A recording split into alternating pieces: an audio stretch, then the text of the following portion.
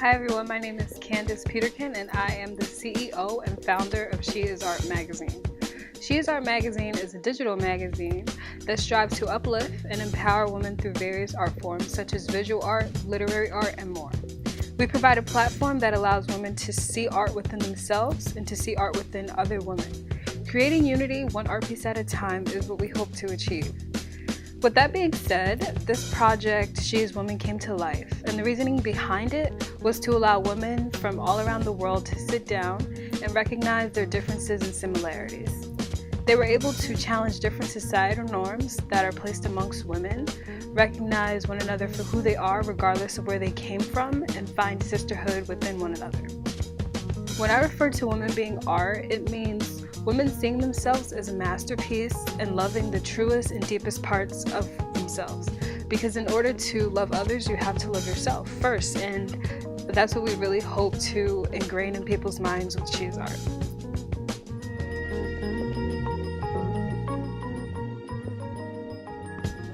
I guess if I had to bring it down to one thing, it would be womanhood. When we allow ourselves to look past our differences or any differences that are social or economic or racial, there's so much support. There can be so much support amongst other women because we all have that experience. We all know what it's like being a woman. It comes with its challenges, but it can be very beautiful. I think just motherhood too, I'm not saying that every woman has to become a mom because we're living in a society where that's not the norm anymore. And I also love that. I love that we can be whatever we want. That even though society tries to put us in a mold, we can break out of that. And honestly, I love the fact that we're underdogs in a sense. People really look. They don't. They think a woman. We've gone through a lot in society, so. I think it's just so dope, when we do something or you see a woman that does something, you're just yes, go, you do that. And yeah, I think it's just that we're really compassionate beings. Not everybody, but we can be really compassionate, and I think that there's just a level of empathy there, and just being a mom or being a sister, being a friend, it's all very beautiful. It can be very beautiful. So what I love about being a woman, I think we're really powerful because we have silent power. You know what I'm saying? When your mom and your dad is in a household, you usually go to your mom for the reassurance. You know what I'm saying? If your mom left the household, it would just fall apart. Because your dad can't do everything. But if a dad leaves the household, your mom can't do everything, right? Mm-hmm. So I feel we have silent power. Anytime you think about the presidents, you really think Hillary really ran the White House. It wasn't really Clinton. You know what I'm saying? Or Michelle Obama had more power and stuff like that. So to me, I feel we have silent power, which is more powerful than just standing up in front. Because when you have silent power, you don't know who to really go after or attack and stuff like that. So I feel as a woman we have silent power, and I feel that's way more powerful than dominance or what men have. You know what I'm saying? Mm-hmm. So yeah, what I love about being a woman is when you look back at the progress we've made as women. Before we couldn't vote, before we were expected to just stay in the house, make children, make a family. But now if you come to 2018, we got female doctors, lawyers. I think my girl Michelle Obama is trying to run for president. So there's a lot of progress that's been made. And obviously it wasn't easy. Going from just staying at home to trying to run a country, if you think about it, that's a pretty large step. And it could be a big role model as well to inspire other children and females.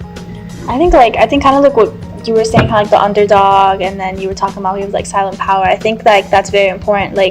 Maybe not in terms of not meeting certain people's expectations, because a lot of times you see what a woman's I feel our image is so upheld to how we're supposed to act, as women. So I feel in terms of when you meet someone, if you're in a corporate environment, at your job, maybe at your in your academic career, when you're trying to build yourself and really establish yourself, I feel they'll see you and they'll kind of expect you to be a certain way, to not be as have these leadership roles, characteristics, or not be as demanding and kind of demand for what you deserve in your life.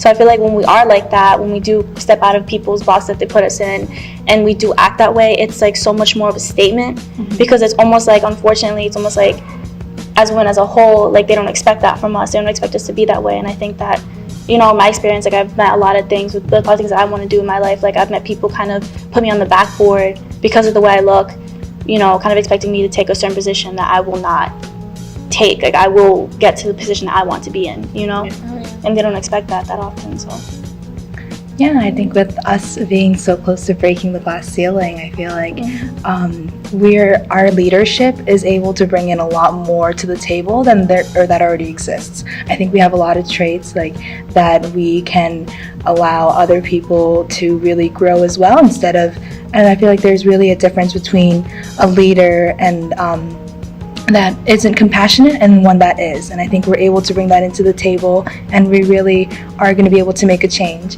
And aside from just politics or leadership roles, I think bringing body positivity and really being able to love whoever you are, I think that's really something, instead of one image that social media society gives you, by us bringing something new to the table, we're able to really accept everyone. Really dope. So just piggybacking off of what everybody said, I think what everyone said is absolutely wonderful. What I love the most about being a woman is just how we command a room. We could walk into a room and we could put on a red lip, and the whole room is ours. That's it.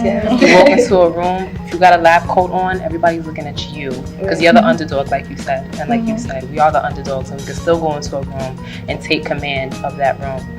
Any woman that's coming into a grocery store and you see her with her grocery list, she's getting busy. She could have two kids on her back, one kid in the belly, and she's still doing her thing. So that's what I love the most about being a woman. And what really made me appreciate that is looking at the strength of my mother and my sister, and the way how they have dealt with adversity, and they do it with such grace.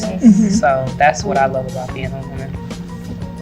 I mean, all of you have taken out of my mouth, but it's just like, we're told we can't do all these things, and here we are doing them. So I think that's what I really love about being a woman, that I'm always told, or we're always told, as women, you can't do it, and we on a daily basis get it done. So there's that.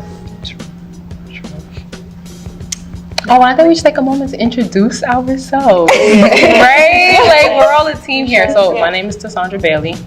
Okay. Deja Solano. Nice to meet you. Ruiz. Anawa Kwashi. Anam Khan. Gabriela Koch. Sunny Hong. Nice to meet all you guys. Where's everybody from? Oh, well, I'm Jamaican, but I'm from the Bronx. So, I'm Dominican, but I rep New York. So here we are. I'm Guatemalan, but I live in Bridgeport. My mom's from Guyana, South America. My dad's Jamaican, but I was born in America, so I'm from New York. I was born in Pakistan, but I lived in the Bronx for about 10 years, so we're from the Bronx as well. So. I'm Venezuelan Peruvian. I was actually born in Venezuela, and I represent Connecticut because I moved around. So, Connecticut. I'm Korean Japanese. I was born in Philly, but now I live in Connecticut. Nice. Love it. Diversity at the table. All right, who has the next question though? All right.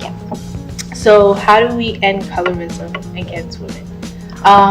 So being Caribbean American, like colorism is something that is huge in the Caribbean, and I'm starting to find out like that's huge all around the world. So I have like a personal connection to this because growing up, like it just seemed like lighter skinned women, especially coming from the Caribbean, and my family's from the Caribbean, that they got more attention.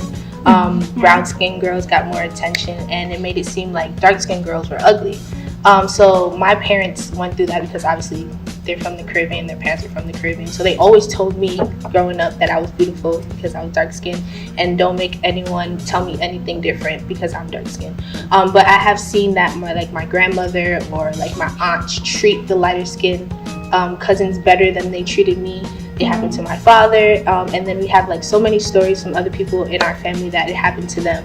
And then when you look in the Caribbean, there's a lot of people who bleach their skin. I have a cousin who bleaches her skin, an aunt who bleaches her skin, and it's just like, why do you not hate yourself, but why do you hate your skin color? And who taught you to hate your skin color? Because to me, everyone around this table is beautiful, from the darkest to the lightest girl. You know what I'm saying? Everyone's beautiful, and a skin tone doesn't make you more beautiful. You know what I'm saying? There's a different standard of beauty. And the next part of the question is like, what's some steps to tackle this issue? And I would think that just letting everyone know that there isn't one standard of beauty, right? You can have a big nose, still be beautiful, a small nose, still be beautiful, straight hair, still be beautiful, curly hair, still be beautiful, you know what I'm saying? Dark skin, light skin, it's not one standard of beauty that makes a person beautiful, you know what I'm saying? So my thoughts on this would be just, as you grow up, or you raising your child, just let them know that they're beautiful. Any tone or any skin tone that they are, just let them know that they're beautiful. Because I've gone to, I don't know, let's say Jamaica or Guyana, and I've seen the lightest skin girl beautiful, and I've seen the darkest skin tone girl beautiful. So I don't know what is the standard of beauty that is being pushed on everybody, that only light skin girls are beautiful. You know what I'm saying? Or only straight hair is beautiful. It just doesn't make sense to me. Can I cut the line and piggyback on that? Because we're both Jamaican girls, and I know the struggle and I have dealt with it. All right, the second part of the question is how exactly we tackle it. It's tough. Me personally, the only way how I know how to tackle it, and I go out of my way to do this, is even with you. I know your name, but anytime I see you, what do I call you? Chocolate. So anytime I see a brown skin girl, because I do know how my community is, they tend to big up the lighter skinned women versus the darker skinned women. So I go out of my way as a Jamaican woman. If I see someone who's darker skinned, I'm like, yes, you are doing it. Keep doing it. You look good. You look so good. I make sure I do that for my nieces, because I've noticed it even with them. They have a game called The Sims. Little nerdy moment. They have a game called The Sims, and anytime they play it, all of their characters are fair skinned. Every single one of them. Not that that's wrong. Not saying that that's wrong, but I would ask her. I'm like, hey, why don't you make her a little bit darker? And she'd be like, because they're not as cute. So first time I heard that broke my heart, and I really had to tell her, like, no, like, you're beautiful. Your sisters are beautiful, because you know why? You got that from your mom. You got that from your dad. Your grandpa is that color. So this is beautiful. This is beautiful. The first part of that question was how do we end colorism? No, the first part. How do we end colorism amongst women? Okay, how do we end it? Okay, well, I already answered that part, but the first part that I did want to tackle, as far as like colorism in the community, you said like bleaching. My personal experience with that I've had personally with that, even though I am fair skinned, at a certain point when I was in high school, I had chopped off all my hair because I never got to take care of my natural hair. And I'm just like, as a black girl, like, I want to take care of my own natural hair. Like, I've never experienced that. When I chopped it off, there was a moment where I had my dad come in and take off my head wrap that I had on and say to me, you must be hanging around with those Africans. That's why your hair is like that. And I took that experience and I went to school, and we had an essay that we had to do. And I was so passionate about it. I wrote an essay about it on colorism, and I got an A+. I took that moment and flipped it into a positive, and I read it in front of the whole class, and it opened up everyone's eyes. So just like, moments like this on a panel where we get to speak about it, I feel like that's how we get to tackle the issue, and that's how we would end up solving it. So. I want to piggyback off that, because I think it's really important to bring light to these kind of issues, because sometimes, especially in the society that we live now, we're called so sensitive, oh, you're being so sensitive, it's just this, it's just that. But people don't understand how much we're conditioned to believe a certain standard of beauty, everything is so you're sensitive. And we don't if we don't bring light to these kind of issues, then they're just going to be normalized, just how they always are. And we really are conditioned to believe a certain standard of beauty exists, one standard of beauty exists, and it's always a spectrum. It's the lighter you are, the more representation there is. And then I think also the bleaching problem, we really need to bring issue to that, because today I was reading on the SheisWomban that Black China is over here in Nigeria, promoting a bleaching cream. And I'm just no, we cannot accept that, because she's literally exploiting a market or like insecurities amongst people that they don't you know like they don't deserve to be exploited like that.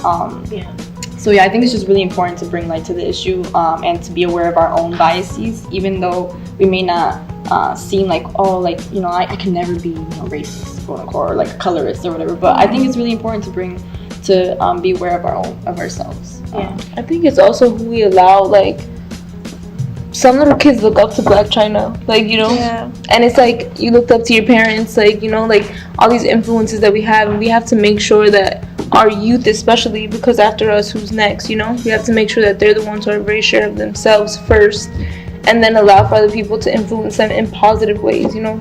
Like Black China, I personally don't know too much about her or the better things that she's done, but, you know, like, if there are good things that she's doing, then as a young person, like, take whatever she's giving you and do that. But if she's telling you to alter who you are, like, you should be sure of yourself enough to be like, this is not a part that I want to take from her. And I think it's definitely, as role models, we don't really have to be famous or have wads of money. It's just going up to your nieces and saying, you're beautiful, it doesn't matter, you know. Yeah, I could connect with this as well. Being Pakistani, I didn't know other cultures dealt with this as well. Being Pakistani, back in the day when a bride would get ready, say she was my color, they would add so much powder to her face that, I kid you not, they would make her this color this light. Why? Because they equated beauty to having light skin. So in order to just one of the ways to tackle this is to just be proud of who you are. I recently went to Pakistan and I attended a wedding. I went to the salon and I looked the lady straight in the eye. I said, if you make me lighter than what I actually am, I was like, there's going to be a problem. And I kept my color and I thought I looked beautiful the way I was. And just the little things, like, again, telling your niece that she's beautiful, having your parents tell you that you're beautiful, and just accepting who you are. Like, this is how you were born. This is how God made you. Like, you just have to have that self-confidence and surround yourself with people, especially like people like yourselves, that you are beautiful no matter what you look like. If you're light skin, dark skin, if you're just, no matter what you look like, you're still beautiful because you were made this way for a reason. It's like that J. Cole song. I forgot the name right now. Do you know the one? Love Yours? No, it's another one. Crooked Smile. Exactly. Yeah. I don't know that they had that. I didn't know that.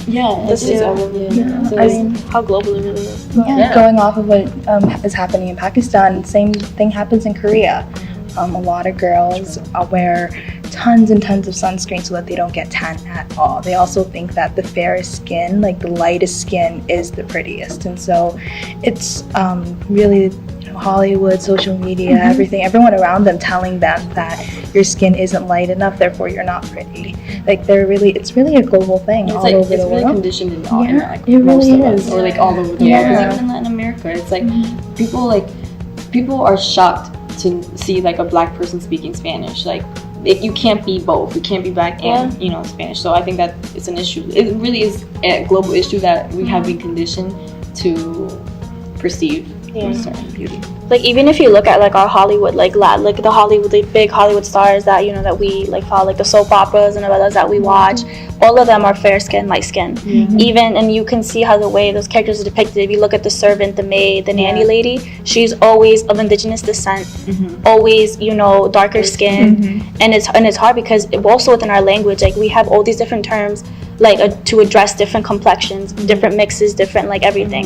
So it's almost like it's so deeply ingrained. And like, I love that you guys shared your stories with your parents, because that's so important, because it's something that's so intimate that a lot of people don't like to talk about. It might be uncomfortable because it's so normalized. It may not necessarily be to them bad to think about it that way, but it's like important that like we are in a place where we can like write essays and talk about them to our classes. We're at a table where all of us can kind of share similar experience and acknowledge that that's not necessarily right, that the implications of colorism are so harmful. And like, I'm just blessed to really be at a table where like we can really talk about these things, because like this is so important, and then we can take this and further it, just to share everything is just so important.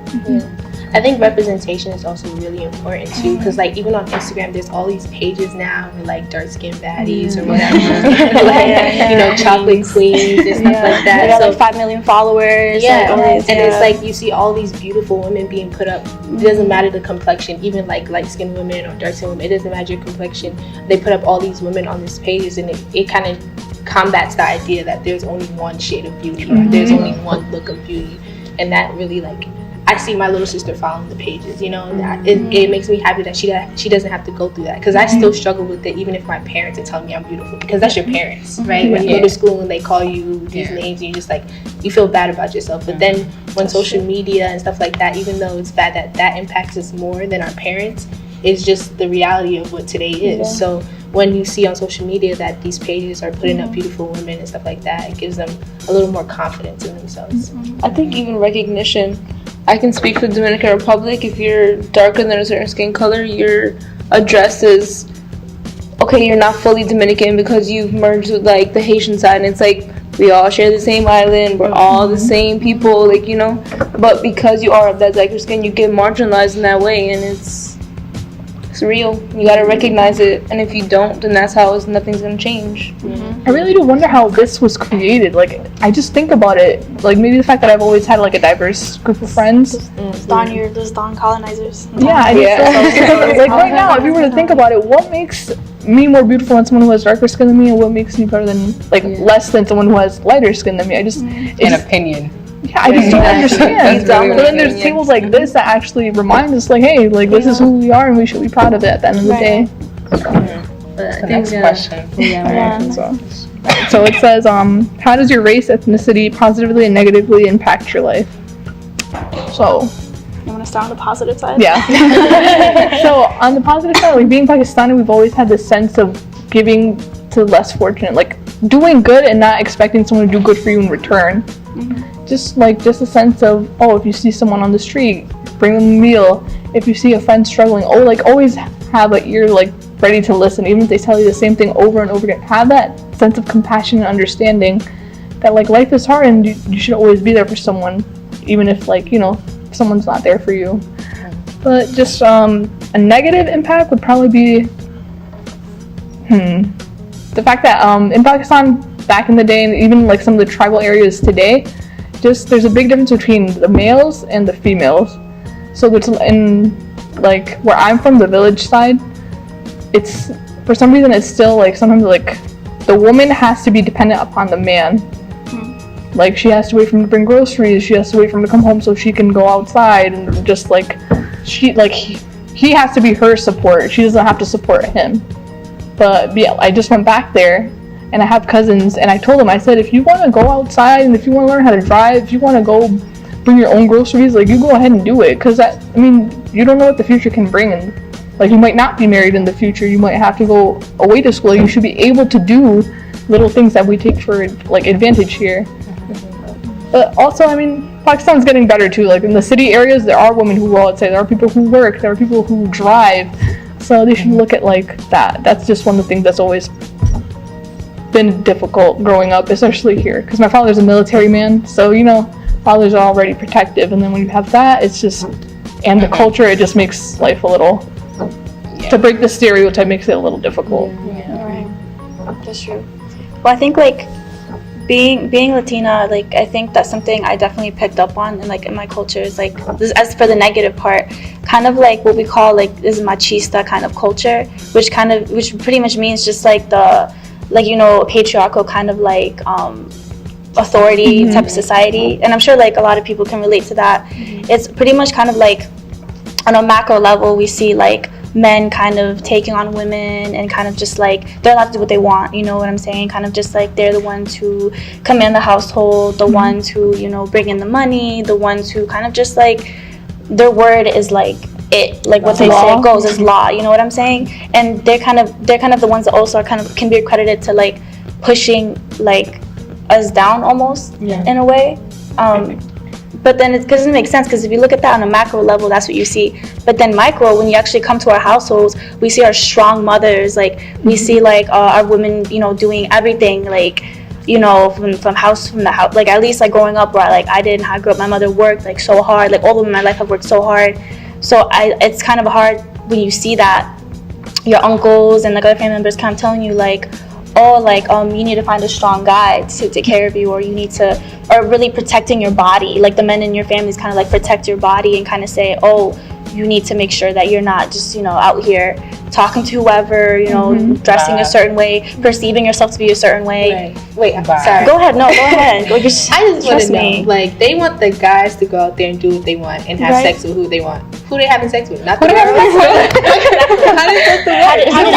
How did The only difference is like they can have sex with whoever they want, but the girl ends up carrying the baby. That's the Right. only difference. Yeah. Like, It's unfair, but that's just the reality It's of just like. this whole you gotta respect yourself. Like, Right. I respect How is that not myself. respecting myself? Yeah, I'm respecting myself a lot right now. A lot of I want respect. to take care of me. Of me right now. Look at me. Oh yeah. Alright, we're straying away from this. No, but like that's a Going negative. over. That is a negative because and it's also normalized in our households. Like, and sometimes our mothers feed into it. They're like, "Oh, that's what your father said. That's what he said." Like, I'm sure like multiple cultures can relate to that. Yeah. But I mean, that's just what I see in my culture, and it gets to me. It really does. But you know, but then I'm glad I have a mother who like really does kind of push me to kind of question those things and kind of say like no. And in my household, my mother's word is law. So I don't know, but yeah, but I see it in my friends' households, my cousin's household is different, but definitely a positive. I think a positive is definitely like diversity within my culture that so like oftentimes is underlooked. Like the Latinx community is so broad of the all creeds, all shades, all different cultural practices, and amongst different countries, different dialects of Spanish, you know, different foods like cuisine. Like it's just amazing to me, but we can all share like a language though, you know what I'm saying? Like you may speak a different dialect of Spanish, but I'll understand you, you know. And even though within our culture there's also like different nationalistic kind of like, oh, I'm Colombian or I'm Guatemalan or I'm Dominican, you know, Dominicans are really out here, Dominicans. But like, you know, it's just like that. Like and then other countries are overlooked. Like people say I'm Venezuelan, they're like, oh, where's that?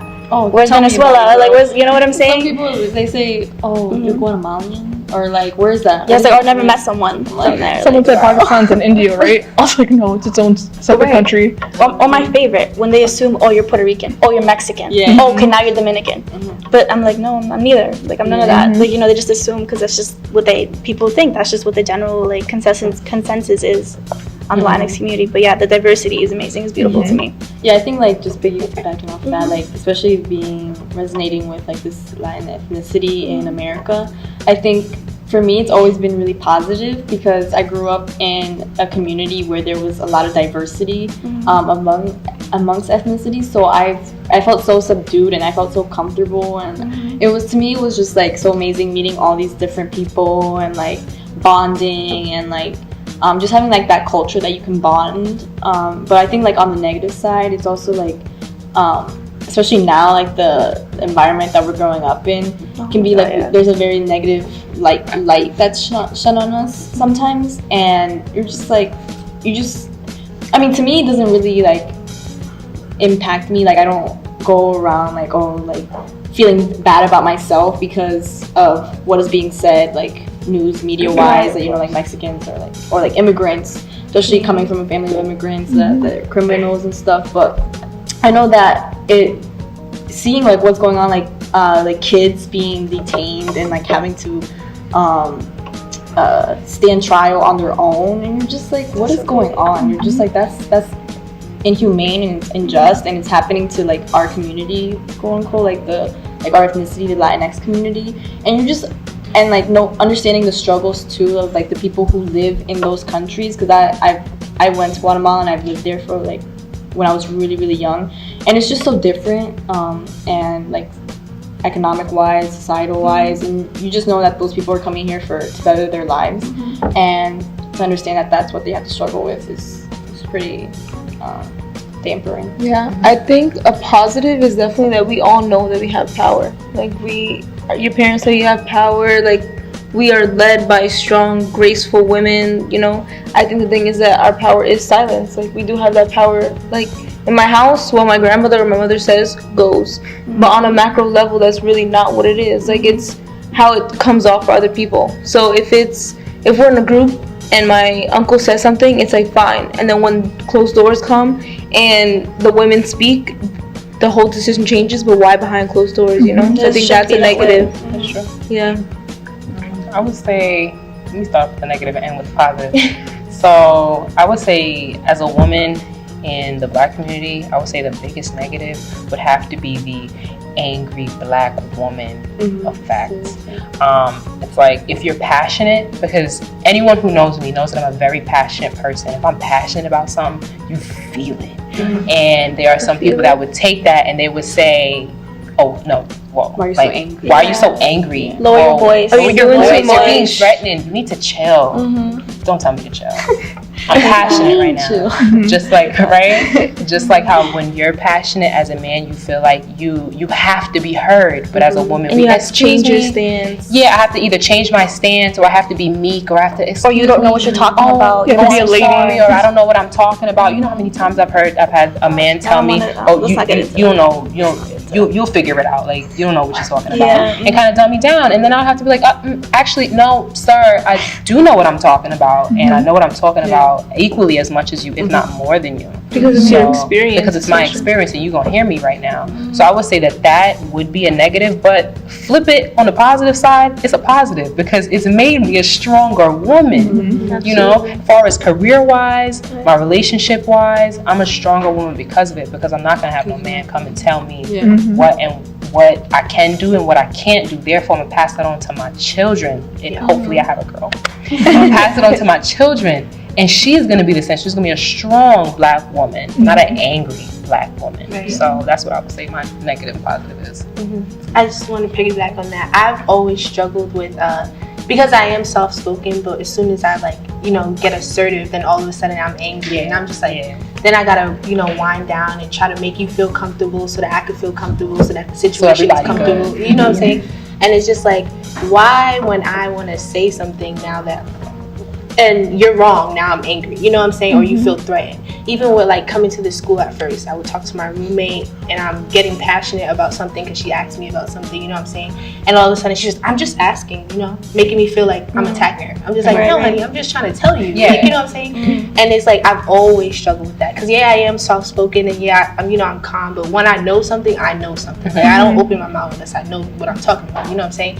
So I've always struggled, maybe you guys can help me with that, but I've always struggled with, you're angry, especially around white people or other people. It makes it seem like I'm aggressive in some type of way, and that's not how I want to come off. You know what I'm saying? I just want to be heard, and I know what I'm talking about. You know what I'm saying? Let me piggyback back on that.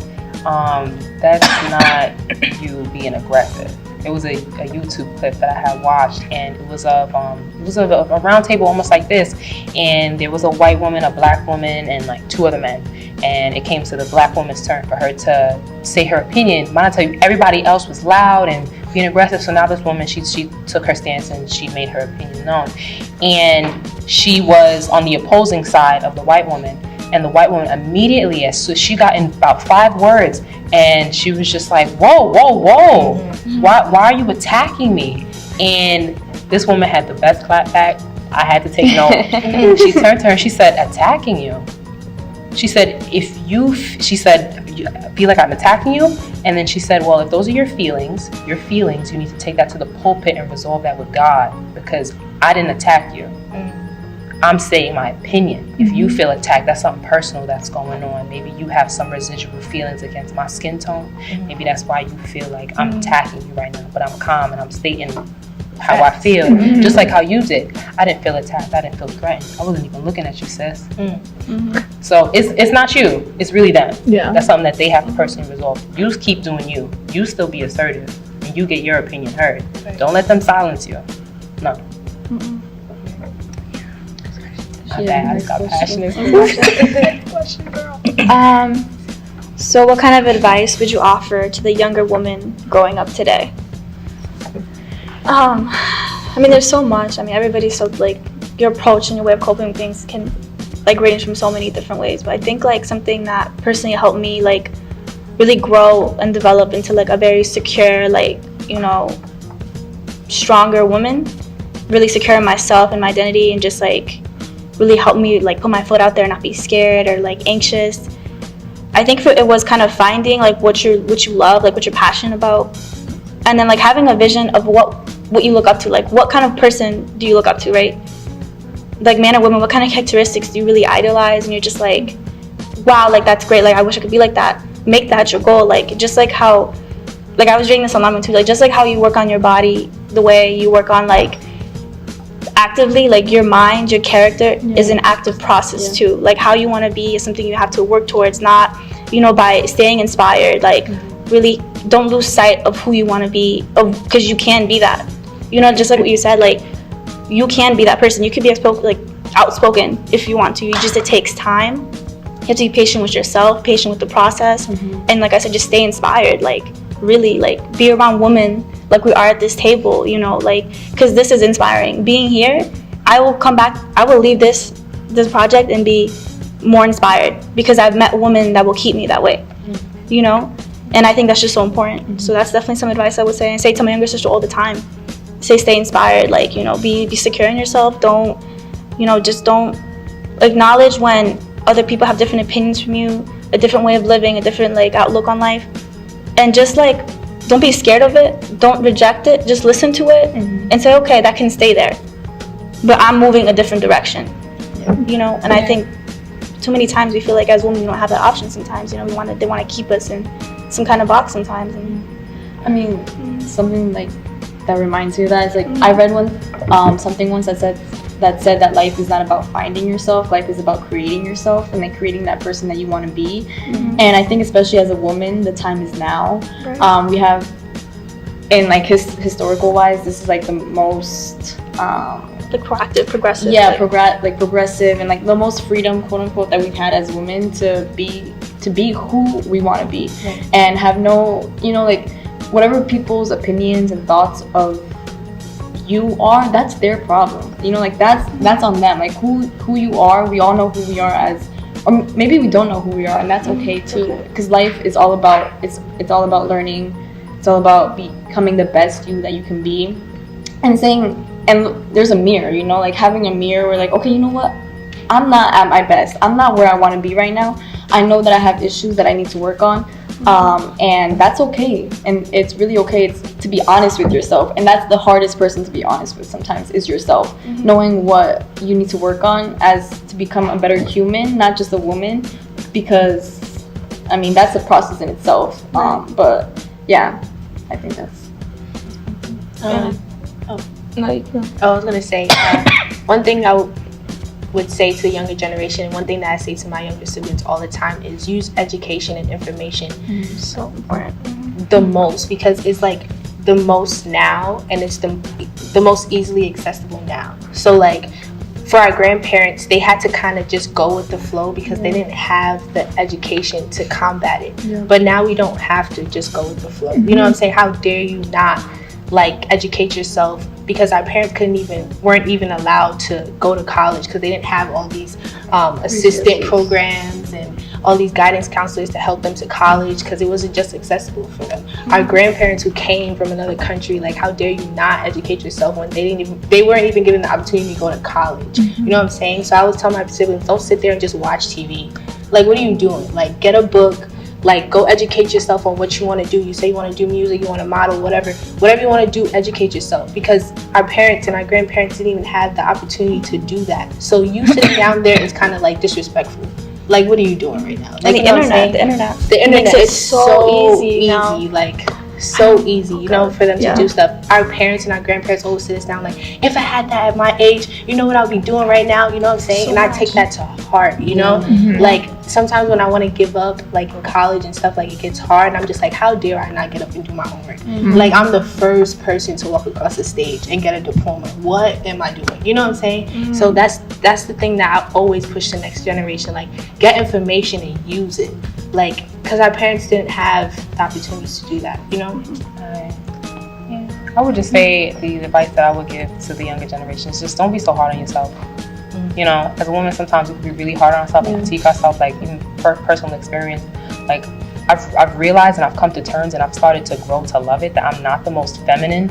Like, back in the day, like, I would look at like you with your pink shirt and your lip gloss, and I'd be like, oh my God, like, I need to be more feminine. Like, I'm not doing it right. And after a while, I just learned, I'm just like, that's just how you are, sis. You gotta love it. Like, no one's gonna be the same flavor. That's why we have ice cream shops. We got strawberry, we got chocolate, we got pecan. There's a reason for that. There's a reason for that. We need selections. But yeah, that's just what I wanted to say on that. And I think even looking back on my experience, like, it just starts with who are you, what do you want to be, who do you want to be, and everything in between. So yeah, you have to educate yourself, but books aren't the only thing. If there's a part of you that you feel like you need to get out another way, and let that be painting, because I feel like the art is something that has freed me a lot, and it took me a long time to get here, because all that my family knew was Doctor, lawyer, engineer, Right. or I was even told in 7th grade, like, if you don't know what you're gonna do, you're not gonna be anything by the 7th grade. And I'm like, I can barely understand my science right now, like, you know. So I think it's just like constantly having that question. It's okay to constantly change who you want to be and what you want to be. It's just always making sure that if you're interested in one thing, take advantage of that one thing until you're ready to move on to the next thing. I Ain't not limited. No, go ahead. Piggyback real quick. No, I was just gonna say, totally agree with what you said, and just being true to yourself. I think that's one thing I really want to tell them, and to never change if there's something that they're passionate in, but it's not what everyone else is doing. And there's nothing wrong with being different, being outside of the box, like you said. Like, you can really just be yourself, and the people who only really are known to be successful, I feel like a lot of times are the ones that were true to themselves, because or else you're not happy. You're not, you don't know who you are. You're just going by what everyone else is telling you. And in the end of the day, I feel like you would really be sad in yourself. They're not really being true to yourself. Yeah. Like that. Right. Am I the next question? I think she is. She is. Sunny is. Okay. So the next question is, what is one struggle that women in your ethnic group race faces that others fail to realize or acknowledge? I think one thing that I wanted to mention was it's often perceived as, especially women that are Asian, can be submissive and they are silent. And for me personally, I am shy, but I'm not silent and I'm not submissive. And so it upsets me when people automatically assume so, and they just kind of go around with that. And because we don't have a voice, they assume like, oh, so then that means they're fine with it. They're okay with whatever's happening to them. And so I recently read an article saying that Asian Americans are have a high rate of getting hired, but have the lowest rate of getting promoted. And that's one thing that really hit me, because a lot of times it's assumed that my hardworking personality is just a given.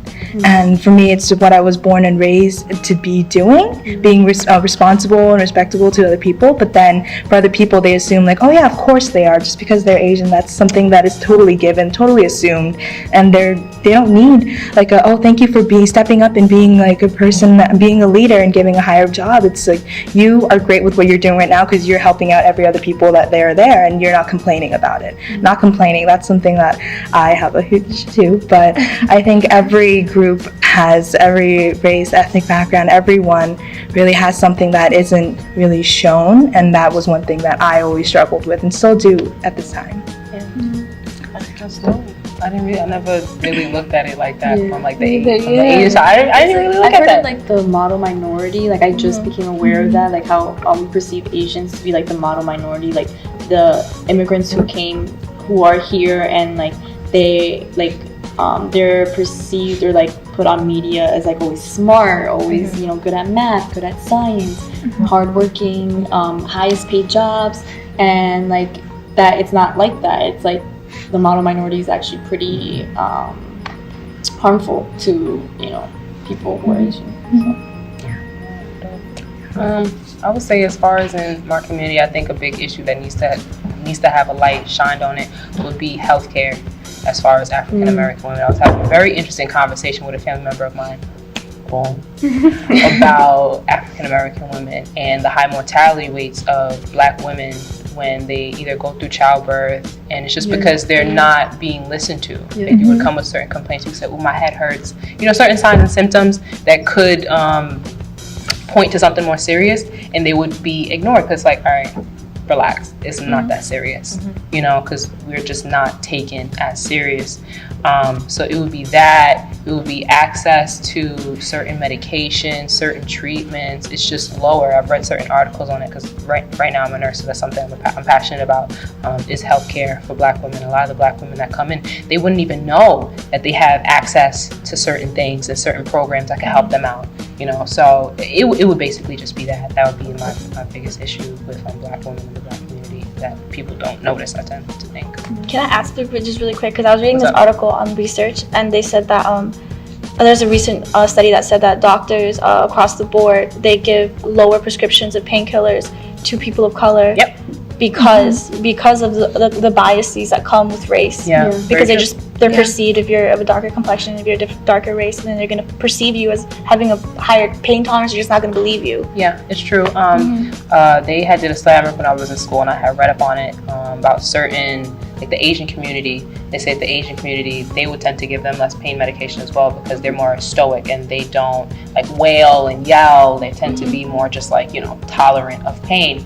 But someone could not be screaming versus someone could be screaming to the top of their lungs, and their pain could be equal. It's just that they express it in two different ways because it's a cultural, it's a cultural difference.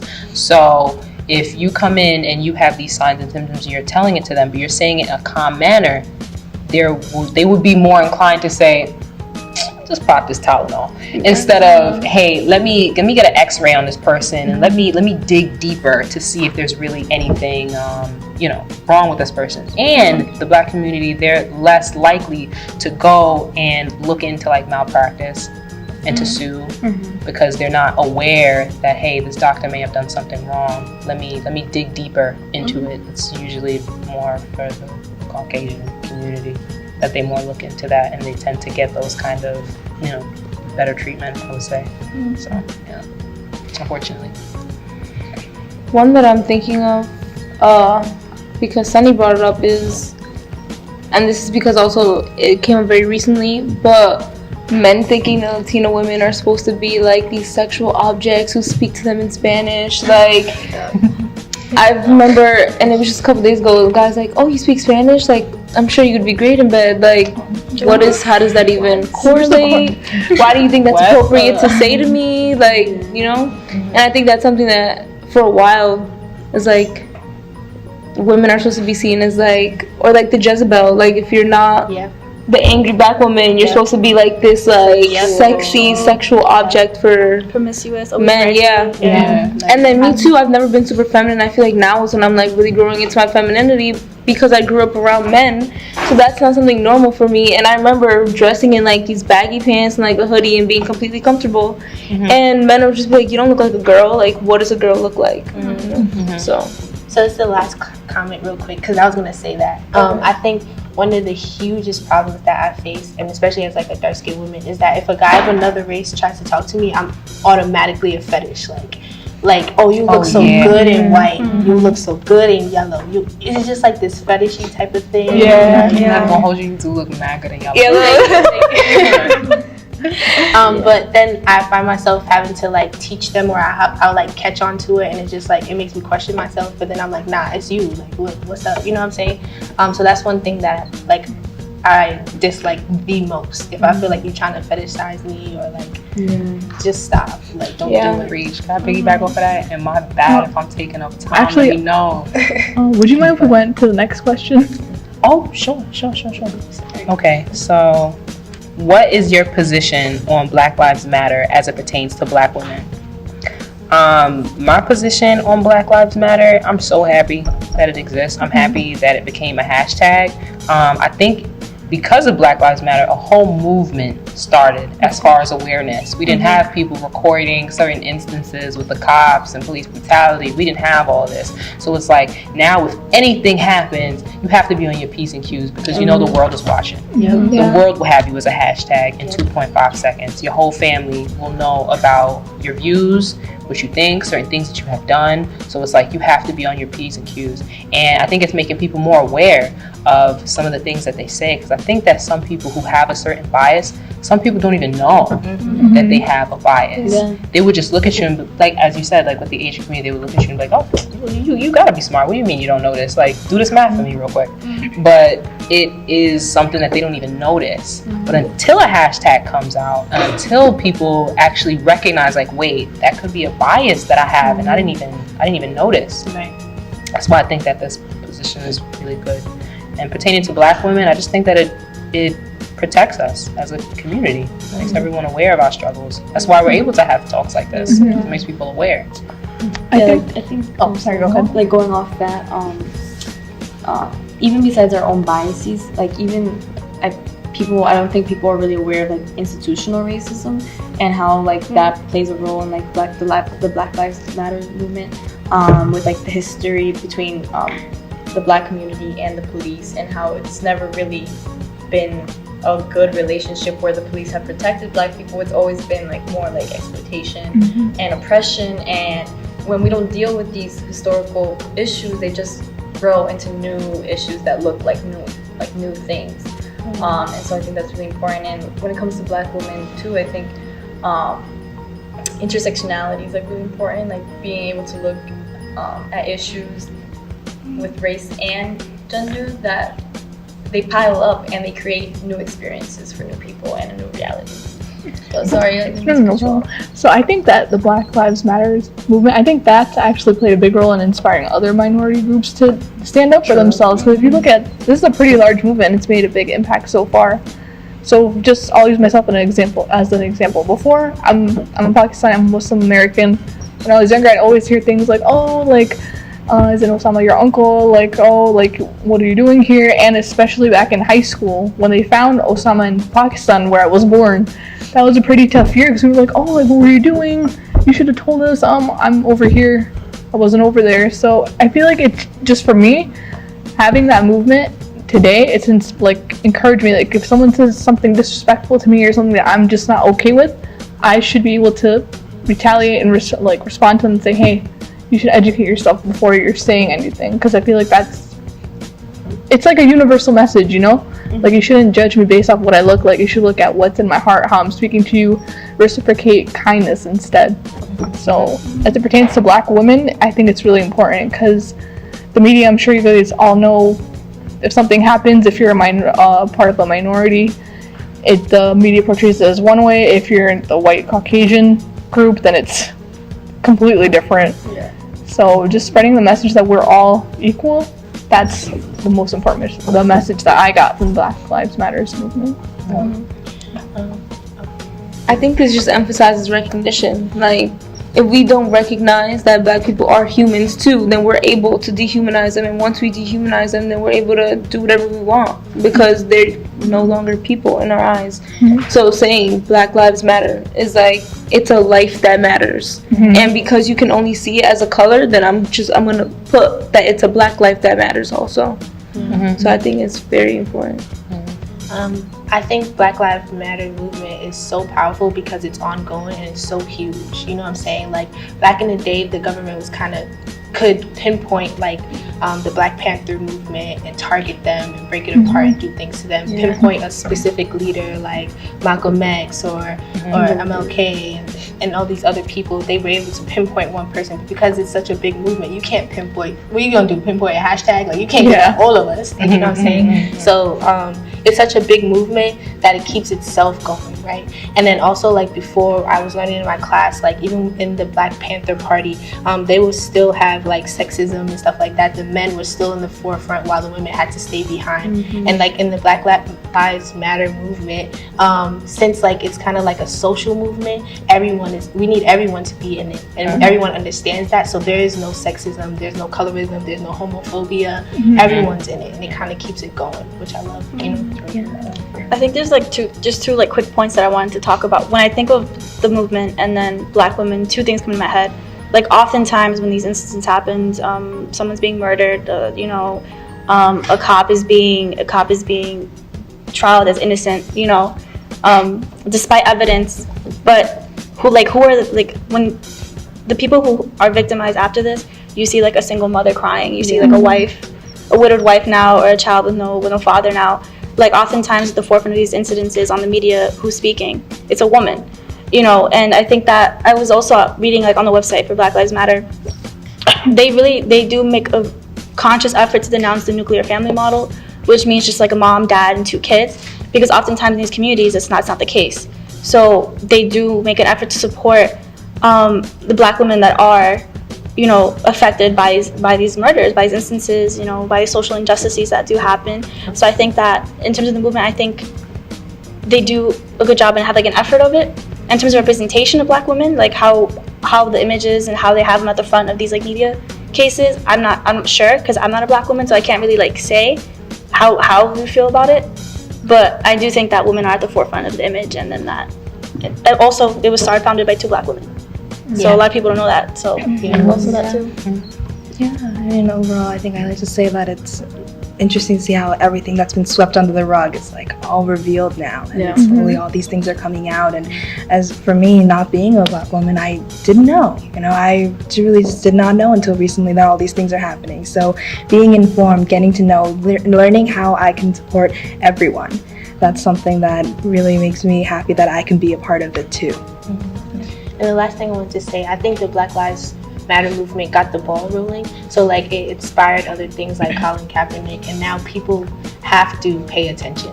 It's in their living rooms. They can't ignore it. Like, what I'm saying? Even if it makes them uncomfortable for a little bit, they still have to think. Even if I can penetrate your thought a little bit, you still have to think about it. Well, am I being racist? Is this something that I'm doing to make someone else feel uncomfortable? You know what I'm saying? So I feel like it got the ball rolling, and it's going to be uphill from here, I feel like. Okay, should I start this question? Yeah. Okay, so it is believed that women can't work together because we are constantly, subconsciously, or consciously in competition with one another. How do we overcome this? So it's so funny that I got this question because, like I mentioned, I was raised with all men, so this was difficult for me for a while.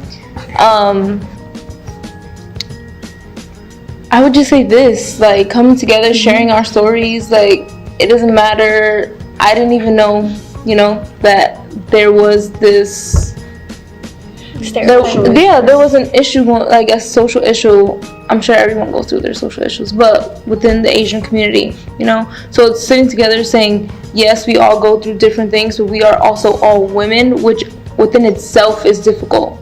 And coming together to say, we do not have to be individual because we're stronger together. And I think it's hard. It is hard, but it's not impossible, Wow. Just real quick, just like a conscious effort that I said kind of earlier. Like when you walk in a room and you feel yourself kind of trying to compare to another woman, or kind of seeing what another woman has that you don't have, or maybe she looks a certain way, kind of like catch yourself. That's something that you can consciously kind of like, oh, like I see myself doing that. Why am I doing that? Question yourself, kind of like, why do I do that? Because a lot of it doesn't have to do with other women. A lot of it has to do with yourself, own personal esteem issues. And also, a lot of these times, this competition, this feminine competition that we kind of mask doesn't come from us. Who benefits from that? In society, it's men. You know what I'm saying? And it's hard because it's in the media. Celebrities always being who's better dressed, who wore it better, all these things. So it's kind of just like, just understand that when we're doing that, we're harming ourselves. We're harming the women around us, and like, we're not benefiting from it at all. There's no benefit coming from that. Yeah, I think like one example, I guess, like when you said the media, like it kind of like brought this up, like when, it's like, like Nicki and Cardi, like it's kind of like this competition between them, and it's just like, why can't they both be female rappers? Why can't they just both be successful female rappers? There's a plethora of male rappers that left and right that are successful, so why can't there just be 2 women who doing their thing? And like, I think like it has to start with ourselves. Like we have to realize that, and we live in a society where women are supposed to be like on this pedestal because of their looks. And if you don't have looks, then you're not anything, because you're a woman and you don't have like this physique or this image, or whatever. Like it doesn't have to be one thing, and like it's consciously, it starts with yourself being like, okay, like women can be great on different levels of things. It can be, you're smart, you're empowering, you're inspirational, you're heartwarming, you're fun, you're funny. It doesn't have to just be based on looks, and I think that's the first thing that we focus on as women. But I also think that we've been conditioned that way. So. For sure. I think you go. With what you were saying, I think that was a very good point. I almost feel like this competition thing is something that has been manufactured because other people benefit off of it. Like, you're in competition, this girl's shirt, it looks so good. Now I have to go and get a better shirt. You end up in a store, you end up spending more money. Or this girl has a bigger butt, you end up in the doctor's office, you end up getting a bigger butt. Other people profit off of it. I would say like that moment that little jealousy bug crawls in your ear, and you're looking at that girl and you think that she looks good and you start feeling self-conscious, just go up to the girl and give her a compliment. Right. That's exactly what you got. Just go up to the girl and give her a compliment. I think it should even be like chocolate. Like it's just like I think it's that simple. Mm-hmm. Yeah. She might need it. You know, I've had a lot of men tell me how I am as a woman. Like I've had men come up to me and be like, you know, y'all females, y'all can't work together. And it's like I feel like after a while you hear something so much, you start to believe it. You internalize it. It becomes a reality. But then you have to check yourself in them and let them know actually no, especially them. But that can't happen if you don't check yourself first. Because you're not like. Because then you're not be like. conscious. You know what I'm saying? Be conscious. It's true. Go ahead, my brother. No, I think that you finished it. You put the cherry right on top. Oh, that's the last question? Yeah. Dang, I wish we could come from more questions. I So know. dope. All of you guys are so strong. Like, You too. I feel a lot more confident after this conversation. I don't know if it's just me, but I feel a lot more like uplifted. you like, glowing over there. Yeah. This is awesome. That's okay. Necessary. This is important. Could we just give a shout out to the person who brought us all together? No, this is perfect. Yeah, that was great. You got like a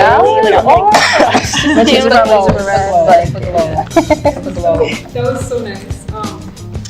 So before we leave, we wanted to do the individual intro.